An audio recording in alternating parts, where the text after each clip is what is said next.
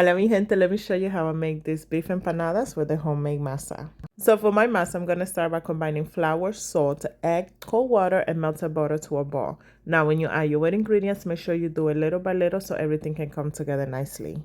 So once you have all of your ingredients together with clean hands, you're going to mix everything together in a bowl first. Once you see your masa is coming together, you're going to flour your table, and then you're going to knead your dough for about 5 minutes or until everything comes together and it forms this soft ball. Now I'm going to let it rest while I make my filling. So for my filling, I'm going to start by browning some ground beef. Once my meat is nice and brown, I'm going to go ahead and drain it. So now I'm going to add one chopped red onion, and I'm going to saute it for about 2 minutes.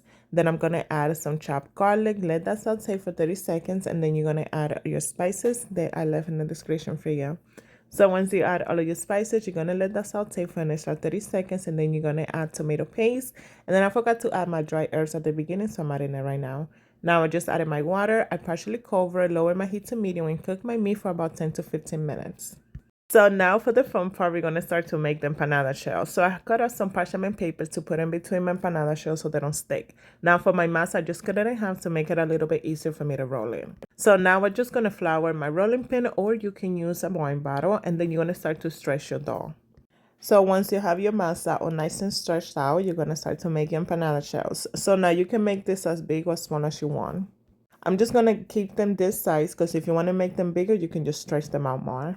So now to fill them up, you're going to add your delicious ground beef with some cheddar cheese or any cheese you want. You're going to crack one egg. You're going to brush that egg all along the edges of your empanada shell. And then you're going to close it up and seal it over a fork. And this is what it should look like. Now to make bigger empanadas, you're just going to roll out that dough a little bit more. And then you're going to brush the egg along the edges, add your meat, your cheese. And then you're going to close it up and seal it with a fork. So this recipe made about 12 empanadas, all right, guys? So I made a good amount of empanadas. So now you can, at this point, freeze them up, or you can just freeze them for a little and then fry them up.